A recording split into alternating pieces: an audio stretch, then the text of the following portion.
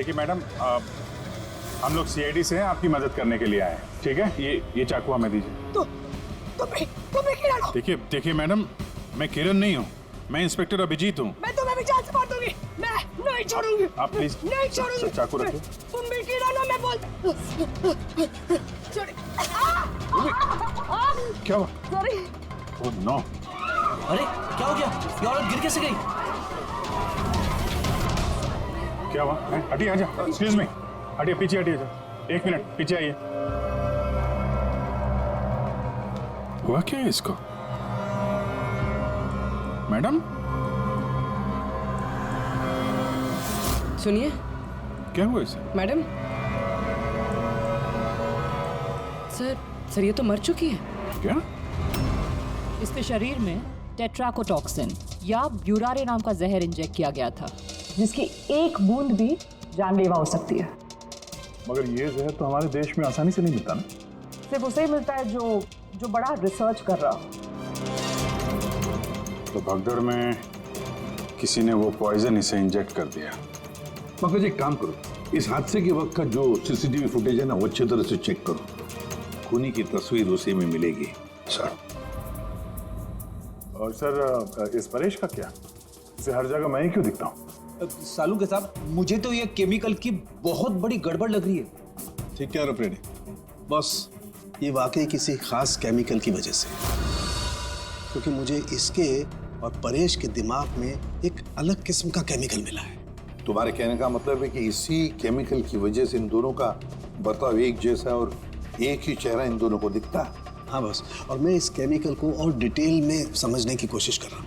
मतलब जब तक इस परेश के दिमाग पर इस केमिकल का असर रहेगा, हमें कोई जवाब नहीं मिलेंगे। और अभिजीत, ये कपड़े का टुकड़ा जो आपने हमें दिया था, इसमें से भी हमें कुछ मिला है।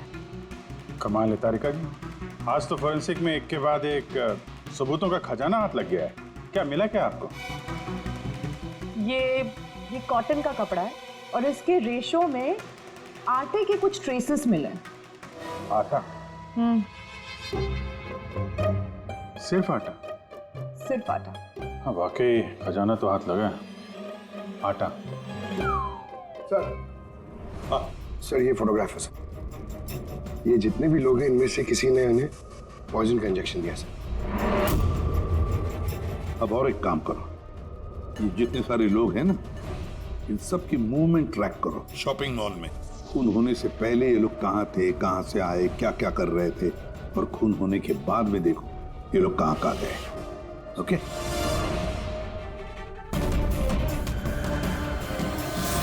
सर मैंने इस औरत का बैकग्राउंड चेक किया। इसका नाम शिप्रा है। ये एक हाउसवाइफ थी।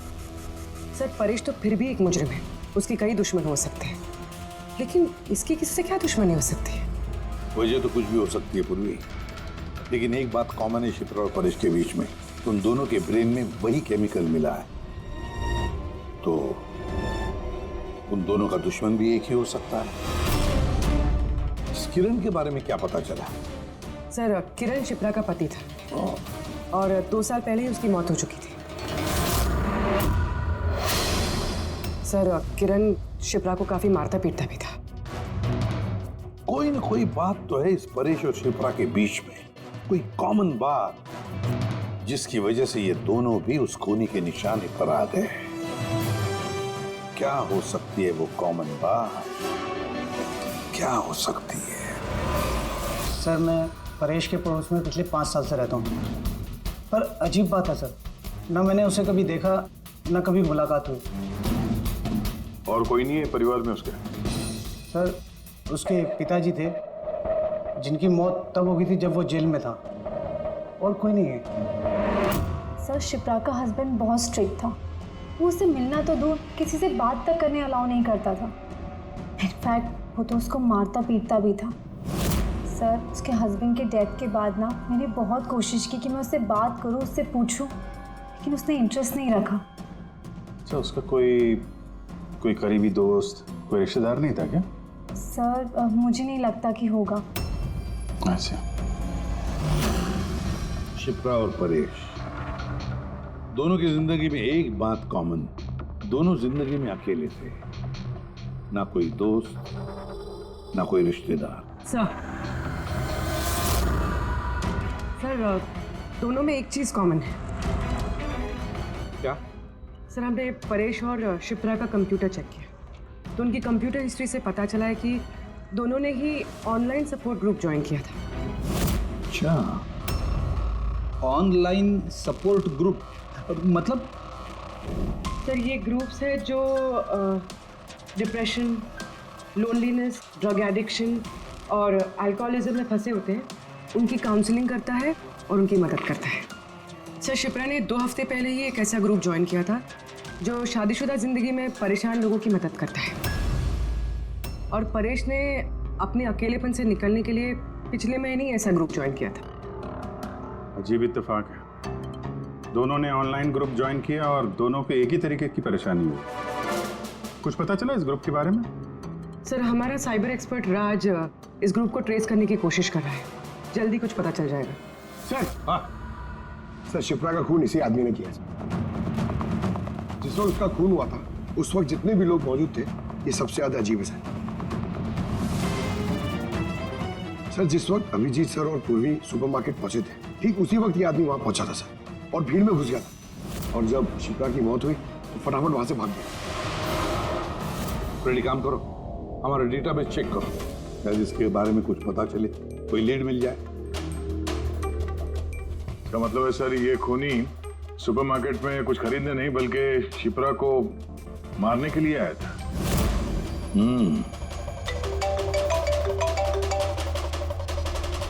हाँ राज, ओके ठीक है, तो तुम मुझे एड्रेस SMS कर दो। Thank you. Sir cyber expert Raj का फोन था, उसका कहना है कि ये दोनों ग्रुप्स एक ही IP एड्रेस से बनाए गए हैं। हाँ, एक ही कंप्यूटर से? हाँ सर। IP का एड्रेस मिला है? हाँ सर, अंधेरी में एक प्रिंटिंग शॉप है, ये दोनों ग्रुप्स वहीं से बनाए गए हैं। बस, तो फिर अभिजीत, तुम और पूर्वी जाओ वहां पर और देखो कौन है इस सबके पीछे और उसका क्या कनेक्शन है। सर क्या सोच रहे होते हैं? सर नहीं, पंकज ने भी बताया कि वो खूनी शिप्रा को मारने के इरादे से ही आया था। तो फिर सर उसे पता कैसे चला कि शिप्रा वहाँ सुपरमार्केट में है और वो लोगों पे हमला कर रही है? वो शिप्रा को फॉलो कर रहा होगा सर। अगर फॉलो कर रहा था तो अभिजीत और पूर्वी के वहाँ सुपरमार्केट में पहुंचने से पहले वो मार के निकल जाता, बाद में नहीं मारता उसे। अभिजीत को सुपरमार्केट पहुंचने में 20 मिनट लगे और खूनी को भी वहां पहुंचने में 20 मिनट लगे, तो इसका मतलब है दोनों को भी खबर एक ही वक्त पहुंची थी।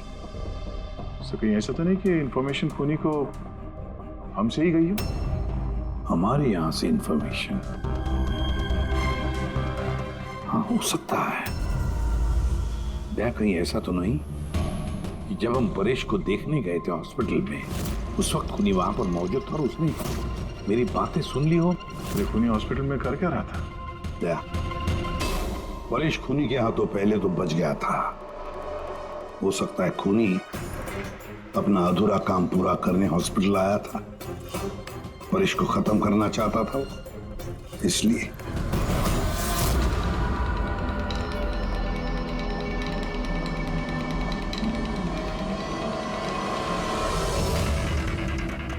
डॉक्टर साहब, क्या आपने इस आदमी को देखा?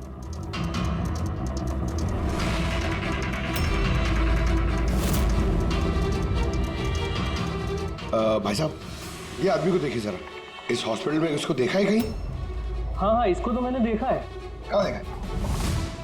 वहाँ वेटिंग रूम में।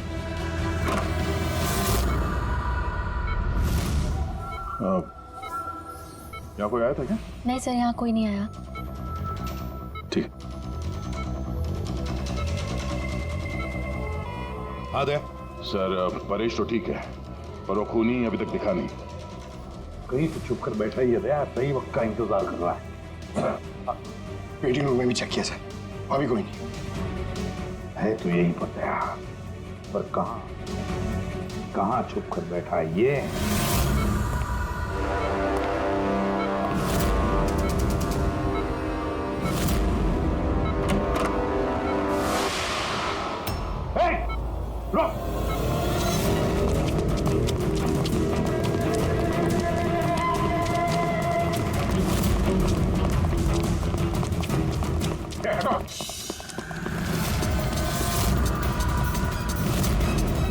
कहाँ भागोगे?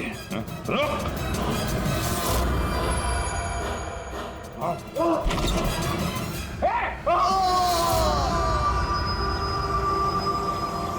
My God! हाँ भाई, क्या मिला? सर ये दोनों साइड डिलीट किए जा चुके हैं, अब वो ऑपरेशनल नहीं है। मतलब अपराधी ने सबूत मिटा दिया? जी सर, पर सर कुछ इंटरेस्टिंग चीजें मेरे हाथ लगी है। क्या? ये देखिए सर, इसी आईपी एड्रेस से, इसी कंप्यूटर से उस तरीके के 6 और ऑनलाइन सपोर्ट ग्रुप बनाए गए हैं। तो लोगों को फंसाने के लिए ऐसे कई ग्रुप बनाए गए हैं? बिल्कुल सर। सर बाकी ग्रुप डिटेल में चेक कर लेता हूँ। मतलब सर परेश और शिप्रा के अलावा और भी कई लोग हैं जिन्हें इन लोगों ने फंसाया है। मगर सर मकसद क्या हो सकता है इस तरह से साइट बना के लोगों को टारगेट करने का? वही केमिकल से रिलेटेड कुछ होगा। ये कुछ मिला रजिस्टर में? हाँ सर। सर पिछले 3 महीनों में 85 लोगों ने एक कंप्यूटर यूज़ किया। सबकी डिटेल्स चेक करनी पड़ेगी। ठीक है सर ये देखिए, 6 में से 5 ग्रुप डिलीट किए जा चुके हैं, लेकिन अभी भी एक सपोर्ट ग्रुप एक्टिव है और अभी भी उसे कोई ऑपरेट कर रहा है। Enhancing the life of lonely people, मतलब साफ है, ग्रुप बनाया जाता है, तना लोगों को फंसाया जाता है और बाद में ग्रुप डिलीट। तो अब उन्हें एक और शिकार की जरूरत है। एक आइडिया है पूरी? कुछ पता चला इस आदमी के बारे में? फिलहाल तो कुछ नहीं। वॉलेट के अलावा इसके पास कुछ भी नहीं मिला है, मोबाइल फोन तक नहीं। तो हमारे पास कोई सुराग नहीं है। दया, ये केस दिखता उतना सिंपल नहीं है, बहुत बड़ा षड्यंत्र है ही है। कई सारे लोग इसमें इन्वॉल्व हैं। ये तो इस खेल का मोहरा लग रहा है सर, वो भी भाड़े का। और इस केस का मास्टरमाइंड अभी भी आजाद घूम रहा है, अपने नए शिकार की तलाश में होगा। जल्द से जल्द ढूंढना होगा सर इसे। हाँ पंकज, आराम से। बस खड़े। ये क्या ही था उनके? सर आप ये क्या खेल खेल रहे हैं पंकज के साथ? नहीं नहीं, ये कोई खेल नहीं, बस मैंने बताया था ना, ये केस बहुत ही पेचीदा है, बड़ा कॉम्प्लेक्स है। याद है ना, मैंने बताया था उस परेश के और उस शिप्रा के दिमाग में मुझे एक अलग तरीके का केमिकल मिला। हाँ, मैंने उस केमिकल को रिप्लिकेट किया और इस पंकज के शरीर में इंजेक्ट कर दिया। What? तू पागल हो गया तारुक है? अगर इसे कुछ हो गया तो? अरे कुछ नहीं होगा यार, बिलीव मी, मैं पागल हूं क्या?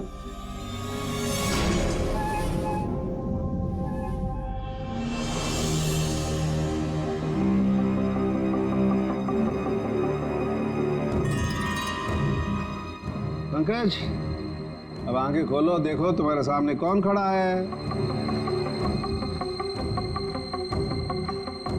तो फ्रेडी सर है। ग्रेट, ये फ्रेडी सर है ना। अब इस तरफ देखो पंकज, यहाँ कौन खड़ा है?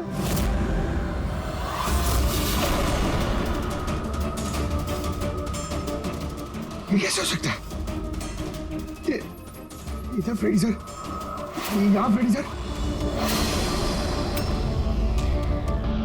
मतलब शाहरुख है, ये परेश और चिप्रा के साथ यही हो रहा? बंद कर। बस बस, पट्टी लगा लो, पट्टी लगा लो, बस। ये देखा बस, इसे फ्रेगोली सिंड्रोम कहते हैं। इस सिंड्रोम में इंसान को एक ही चेहरा हर चेहरे में दिखाई देता है। उस इंसान का चेहरा जिसे या तो वो सबसे ज्यादा नफरत करता है या जिससे सबसे ज्यादा डरता है। पंकज, मुझसे इतनी नफरत करता है तू? अरे सर, आपसे नफरत थोड़ी करता हूँ सर, आपसे तो मैं डरता हूँ। पंकज को मैंने इस केमिकल का बहुत थोड़ा सा डोज दिया, इसीलिए इस पर वैसा असर नहीं हुआ जैसा शिप्रा पर और परेश पर हुआ था। परेश और शिप्रा को तो इतना हैवी डोज दिया गया था कि उनके दिमाग पर गहरा असर हुआ और साइकोसिस लेवल पर पहुंच गए। इसलिए दोनों ऐसा रिएक्ट कर रहे थे जैसे सामने भूत दिख गया हो। तो इसका मतलब जैसे जैसे परेश के दिमाग से ये केमिकल का असर कम होगा, नॉर्मल हो जाएगा और हमें अपराधी तक पहुंचने का जरिया मिल जाएगा। हो सकता है, लेकिन दावा नहीं कर सकते। और हाँ, हम ये भी नहीं कह सकते कि इस केमिकल का असर कितने दिनों में खत्म होगा।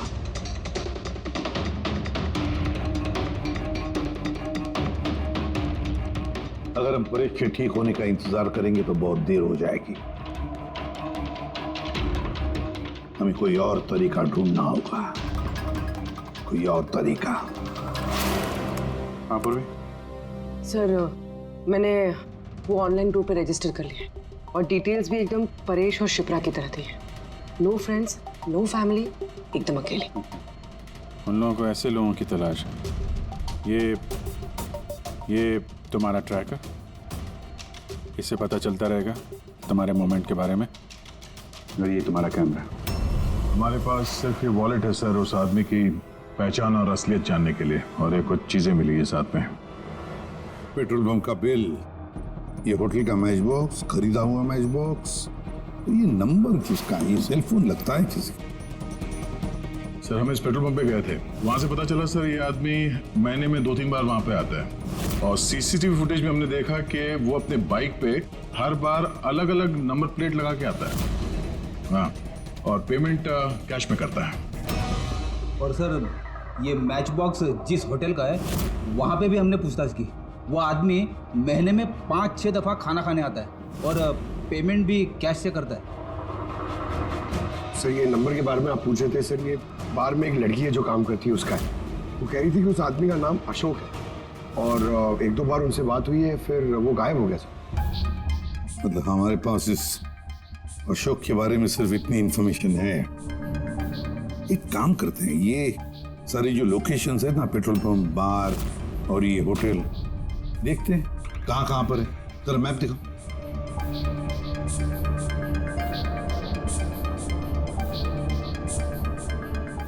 ये वो जगह है जहाँ पे वो पेट्रोल पंप है।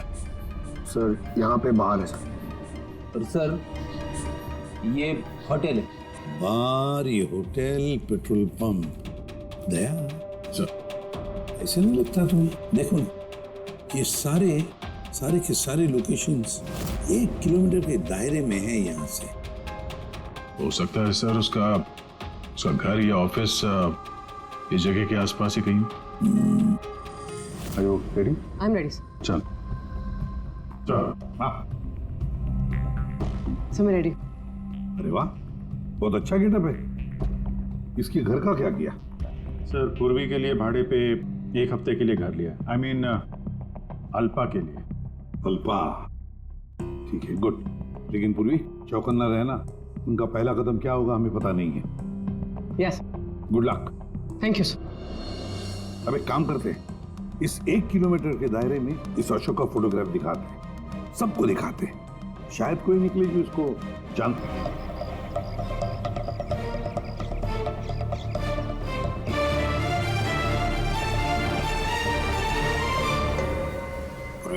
हाँ सर।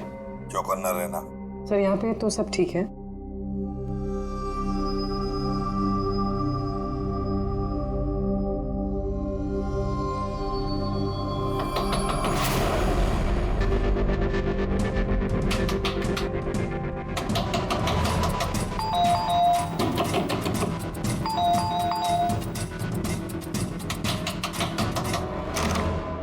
जी कहिए। वो मेरे पीछे ना कुछ गुंडे पड़े, मैं अंदर आ सकती हूँ प्लीज? 1 मिनट।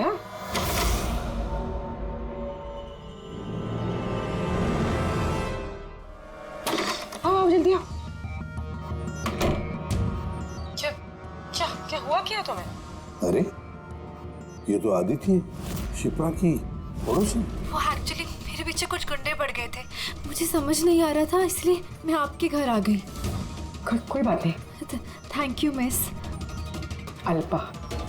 और तुम? अदिति। बैठो। आप प्लीज मुझे 1 गिलास पानी देंगे प्लीज? अभी लाती हूँ।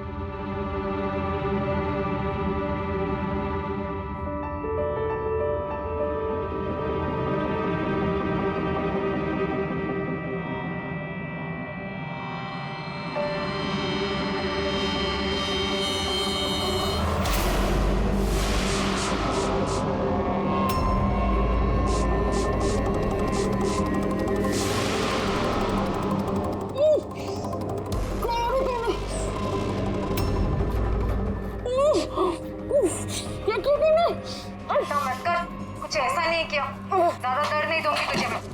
पूर्वी,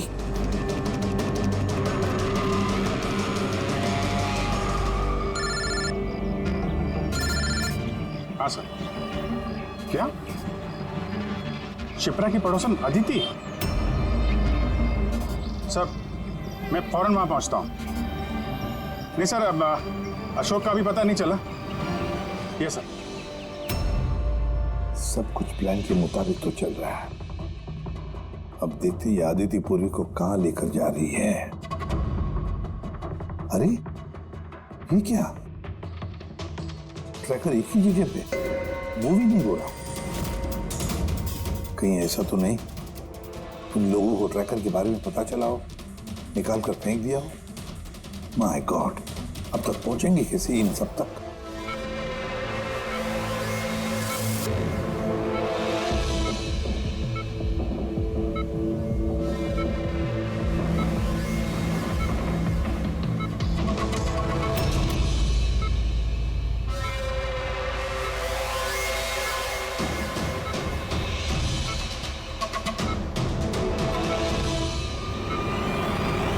चलो, तुम्हारे दवा का वक्त हो गया है।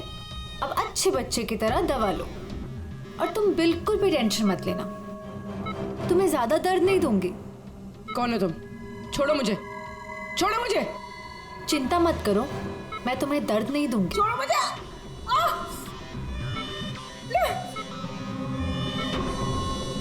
मैंने तुम्हें मना किया था ना कि कुछ दिनों के लिए हम किसी नए लोगों को नहीं लाएंगे, क्योंकि सीआईडी वाले हमें पागलों की तरह ढूंढ रहे हैं। हमारी कोई भी लापरवाही हमें बहुत महंगी पड़ सकती है। सर अदिति का घर बंद था, दरवाजा तोड़ के हम लोग अंदर भी घुसे पर कुछ हाथ नहीं लगा सर। इस अशोक का भी कुछ पता नहीं चल रहा है। सर ऐसा लग रहा है हमारे लिए सारे रास्ते बंद हो गए। नहीं फ्रेडी, हमारे लिए कोई रास्ता बंद नहीं होता, हम सीआईडी वाले रास्ता बनाते हैं। सर वो लोग कहीं पूर्वी को केमिकल इंजेक्शन ना दे दें। नहीं, कुछ नहीं करेंगे वो लोग, पूरी को कुछ नहीं होगा।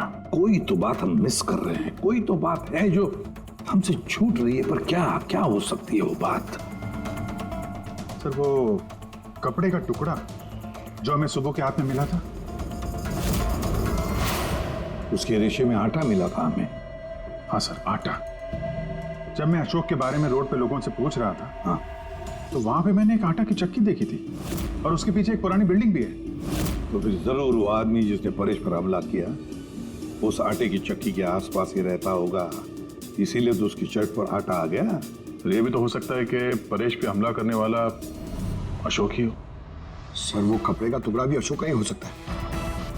ये भी हो सकता है कि परेश पे हमला करने वाला और ये अशोक दोनों एक गैंग के लिए काम करते हो और वो गैंग आटे के चक्की के आसपास होगा।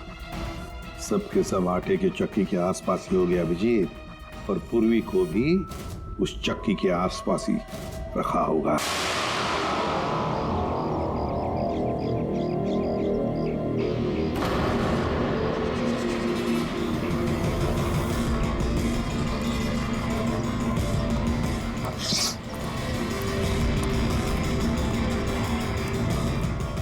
रुको, कौन हो तुम?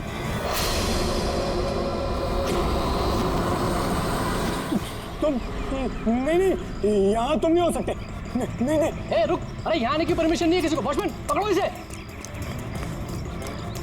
वो देखो भाग रहा है, पकड़ो उसे।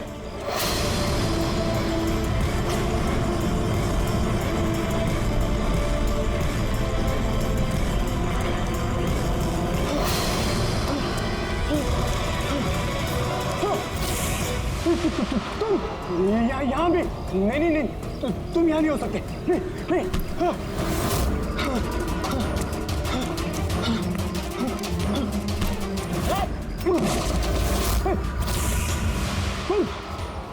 तुम मेरे पीछे क्यों पड़े? तुम मुझे मार दोगे। अरे कौन है? रुक।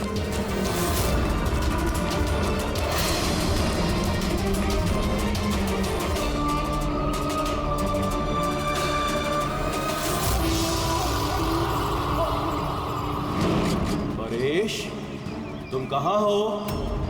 मैं तुम्हारी मदद करने आया हूँ। देखो डरो नहीं, सामने आओ, मैं तुम्हें उससे बचा लूंगा। कुछ नहीं कर पाएगा वो तुम्हारा। सामने आओ परेश।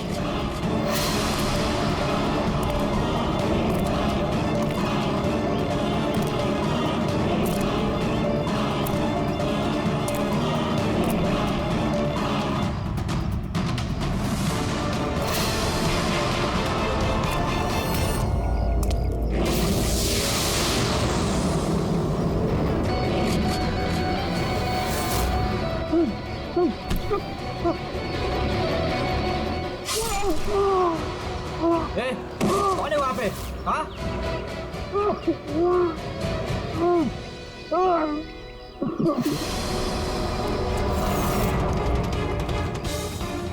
अरे क्या हुआ ये सब? अरे किसने किया? बोलो, बताओ। ठीक तो हो तुम? अरे बताओ किसने किया ये सब? इंस्पेक्टर दया।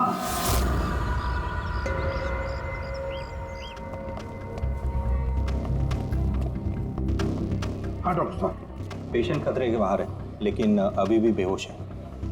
कौन है, कुछ पता चला? हाँ, इसका नाम परेश है, लेकिन अभी तक बेहोश है। होश में आने के बाद आप लोग मिल सकते हैं। ठीक है डॉक्टर साहब, थैंक यू। वैसे आपने हमें क्यों बुलाया? इनके कारण। इनका कहना है कि हमला करने वाला आप ही की टीम का है। What? क्या बकवास कर रहे हैं आप? सीआईडी का काम होता है आम आदमी को मुजरिमों से बचाना, हमला करना नहीं, समझा? सब सच बकवास ही लगता है, लेकिन ये बकवास नहीं है। क्योंकि पीड़ित ने खुद मुझसे कहा है। क्या बताया उसने? किसने हमला किया उस पर, बताओ। दया। What? क्या बोल क्या रहे हो? मैंने उसमें हमला किया? हाँ, उसने मुझसे यही कहा है कि आपने ही उस पर हमला किया है और आप उसे जान से मारना चाहते हो। क्या? मैं उसकी जान लेना चाहता हूँ? हाँ सर, मुझे लगता है कि आपको दया को अरेस्ट कर लेना चाहिए। हमें हमारा काम बताने की जरूरत नहीं है, समझा? मुझे पता था कि आप अपने कलीग का ही साथ देंगे। देखा, चोर चोर मौसेरे भाई। ज्यादा जज मत बन, समझा? और तुम्हारी सर्टिफिकेट की जरूरत नहीं है हमें। परेश को कैसे जानते हो तुम? मैं उसे नहीं जानता सर। तो फिर? सर, ये हमारी कंस्ट्रक्शन साइट पर हमें मिला था। हमें देखकर ऐसे बिहेव कर रहा था कि जैसे इसने कोई भूत देख लिया हो, और फिर एकदम से अंदर भाग गया। और थोड़ी देर बाद इसकी चीख हमें सुनाई दी। जब हम वहां पहुंचे तो वो बुरी तरह जख्मी हालत में पड़ा था, और उसने उसी हालत में हमें बताया कि उस पर हमला दया ने किया है। मैं एक समय पे दो जगह पे नहीं हो सकता। मैं सुबह से ब्यूरो में था। तसल्ली के लिए तुम वो सीसीटीवी फुटेज देख सकते हो, समझे? लेकिन फिर उसने आपका नाम क्यों लिया? एक काम कीजिए, अब जाइए यहाँ से, जाइए। बहुत बोल दिया। Thank you very much doctor साहब। समझ में नहीं आ रहा था, जब तुम ब्यूरो में ही थे तो फिर परेश ने ऐसे क्यों कहा कि दया ने उस पर हमला किया?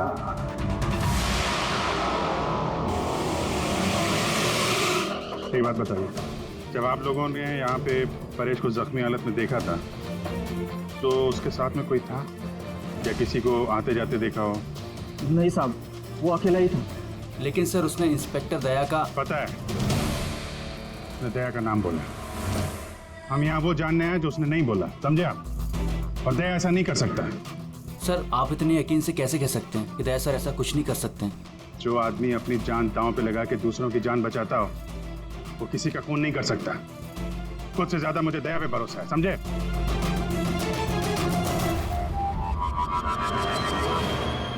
आसपास चेक करते हैं, शायद कोई सबूत मिल जाए।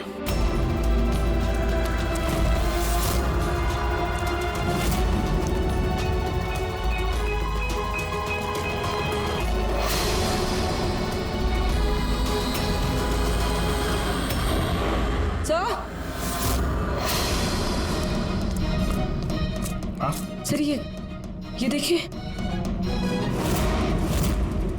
ओह नो, है कौन ये? जिंदा है।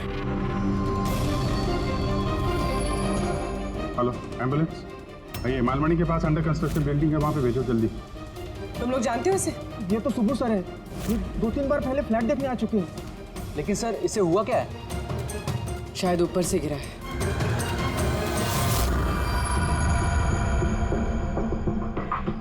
ऊपर से गिरा है या फिर गिराया गया है? पेशेंट की कंडीशन स्टेबल है, ये बहुत जल्द होश में आ जाएगी। गुड।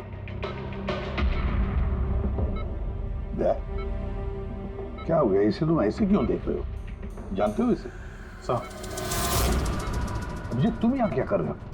जिस अंडर कंस्ट्रक्शन बिल्डिंग में इस परेश पे हमला हुआ है, वहां पे हमें एक और आदमी जख्मी हालत में मिला। और एक आदमी? कौन है वो? तो वॉचमैन बता रहा था उसका नाम सुबू है। वहां पे 2-3 बार आया था मकान देखने के लिए। उसके हाथ में से हमें ये कपड़े का टुकड़ा मिला है। अच्छा, छोड़ दो मुझे, मुझे मत मारो, छोड़ दो मुझे, मत मारो मुझे, छोड़ दो मुझे। परेश, परेश, मैं इसे भी प्रद्युमन सीआईडी से, घबराओ मत, तुम्हें कोई कुछ नहीं करेगा, हम तुम्हारे साथ हैं। दया, दया छोड़ दो मुझे, दया छोड़ दो मुझे, मुझे मत मारो दया। पर दया तुम्हारे सामने खड़ा है, मैं इसे भी प्रद्युमन हूँ। दया, दया छोड़ दो मुझे, छोड़ दो मुझे। परेश, दया, दया तुम जाओ, दया तुम क्या चाहते हो मुझसे? दया छोड़ दो मुझे। परेश क्या बात कर रहे हो? दया, दया छोड़ दो मुझे, मुझे मत मारो दया। परेश, मैं दया नहीं, मैं अभिजीत हूँ। दया, दया जाओ यहाँ से, जाओ, जाओ। अरे दया इधर है।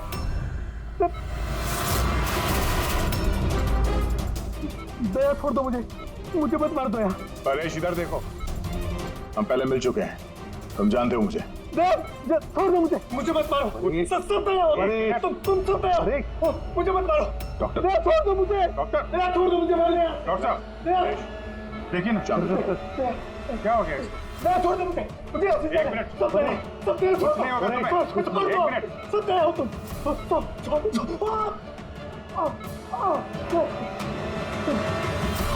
सब दया हो तुम सब दया हो, तुम सब दया हो।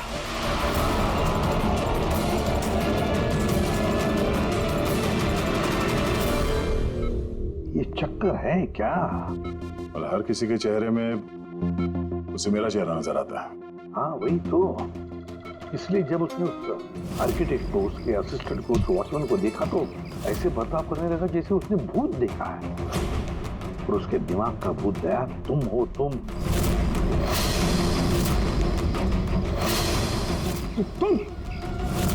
और इसीलिए उसे लगता है कि तुमने उस पर हमला किया है, क्योंकि हमलावर में भी वो तुम्हें ही देख रहा होगा। तो मेरी समझ में ये बात नहीं आ रही सर कि मेरा ही चेहरा क्यों? दया, तुम कह रहे थे ना इसे तुम पहले से जानते हो, कैसे?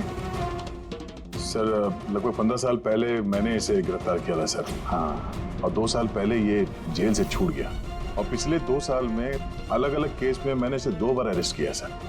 अभी ये परेश पुराना मेहमान है दया का। पर परेश पे हमला किया किसने और क्यों?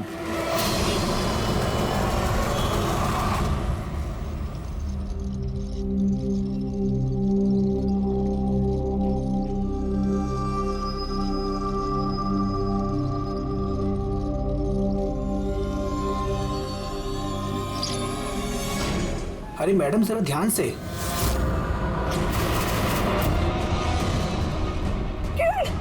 कौन किरण? मैं कोई किरण नहीं हूँ। अरे क्या कर रही है मैडम, क्या कर रही हैं आप? आपको कुछ गलत फहमी हो रही है मैम। अरे मैडम, आप ठीक तो हो ना? कौन किरण?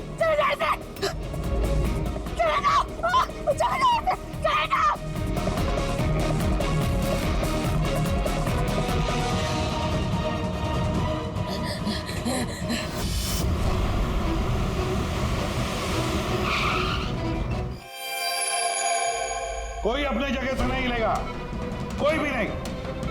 पूर्वी कहाँ है? अदिति, पूर्वी कहाँ है?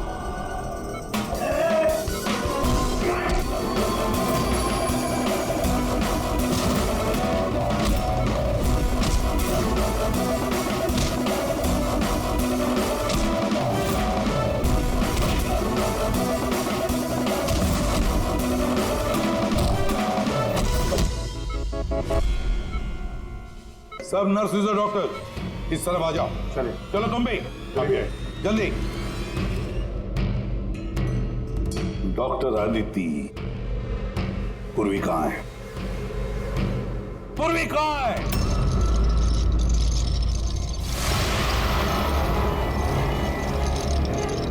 हमारी पूर्वी मेरे पास है एसीपी। शंभू तुम? मैं, जिसे तुम लोग यहां वहां खोज रहे थे ना, वो तुम लोगों के साथ ही था। मुझे देखकर अफसोस तो हो ही रहा होगा ना। मुझे पता था सीआईडी कोई भी काम अधूरा नहीं छोड़ेगी, इसलिए मैं अपना हर कदम फूंक फूंक कर रख रहा था। लेकिन इस अदिति की बेवकूफ़ी की वजह से सब गड़बड़ हो गया और मुझे फंसाने के लिए तुमने अपने इस ऑफिसर को मेरे पास भेज दिया। लेकिन अब ये मेरे जाल में फंस चुकी है और मुझे यही यहाँ से बाहर निकालेगी। तुम्हें क्या लगता है पूर्वी की आड़ लेकर तुम हमसे बच जाओगे? नहीं, लगता नहीं है, ऐसा ही होगा। अगर तुम अपने इस बहादुर ऑफिसर को जिंदा देखना चाहते हो तो मुझे यहाँ से जाने दो, नहीं तो मैं ये केमिकल इसके अंदर इंजेक्ट कर दूंगा और उसके बाद क्या होगा तुम लोग सब जानते हो। पर ये सब तुम क्यों कर रहे हो? हाँ? अपने बेटे रवि के लिए। अपने बेटे के लिए? हाँ, मेरे बेटे को पार्किंसन नाम की बीमारी है। मैं अपने केमिकल से उस बीमारी का इलाज ढूंढ रहा हूँ और मैं जिस फार्मा में काम करता हूँ वो मुझे इंसानों पर उसे ट्राई करने नहीं देती। इसीलिए तुमने अपने तरीके से लोगों को फंसा के उन पे ये एक्सपेरिमेंट करना शुरू कर दिया। अगर मैं ऐसे नहीं करूंगा तो मैं सही इलाज तक नहीं पहुंच पाऊंगा। कैसे पता चलेगा मुझे कि इन केमिकल्स का इंसानों पर रिएक्शन क्या होता है? और इसीलिए तुम सपोर्ट ग्रुप में ऐसे लोगों को टारगेट करते थे जो अकेले रहते थे, ताकि अगर वो गायब भी हो जाए तो किसी को भनक ना लगे और तुम उन पर अपने एक्सपेरिमेंट्स आराम से करते रहो। हाँ? अकेलेपन से जूझ रहे परेश को मैंने अपने सपोर्ट ग्रुप के जरिए फंसाया और उस पर एक्सपेरिमेंट शुरू किया। लेकिन इन सबकी गलती की वजह से वो यहाँ से भाग निकला और तुम लोगों के हाथ लग गया। नहीं तो मेरा प्लान कभी फेल नहीं होता। तभी तुम उसकी जान के पीछे पड़े हुए थे। मैं तो उसे अंडर कंस्ट्रक्शन बिल्डिंग में ही मार डालता, लेकिन वो आर्किटेक्ट बीच में आ गया। वहां तुम भी तो जख्मी हालत में मिले थे, ये क्या चक्कर? परेश को जैसे ही मैंने चाकू मारा मुझे लोगों की आवाज आई और मैं वहां से भागना चाहा और हड़बड़ी में तुम्हारा पैर फिसल गया और तुम सीधे नीचे गिर गए। मैं तो वहां से भी भाग जाता, लेकिन मेरे टूटे हुए पैर की वजह से मैं भाग नहीं पाया। और इसीलिए तुमने विक्टिम होने का ढोंग किया ताकि तुम सेफ भी रहो और किसी को तुम पे शक भी ना हो। और तभी तुम लोगों की नजर मुझ पर पड़ी। और शिप्रा का क्या? उसे तो तुमने किडनैप नहीं किया था, वो तो सुपरमार्केट में घूम रही थी। सपोर्ट ग्रुप में से अदिति ने शिप्रा को चुना और हमने डिसाइड किया कि हम उसे किडनैप नहीं करेंगे और चुपचाप ये ड्रग देते रहेंगे। खिलाड़ी तो तुम शातिर हो और थोड़े कच्चे हो, नहीं तो हमारे लिए सबूत नहीं छोड़ते तुम। याद है ना तुम्हारा वो शर्ट, उसका एक टुकड़ा, कपड़े का टुकड़ा, उस पर जो आटा लगा था ना, बस उसी के जरिए हम तुम तक पहुंच गए।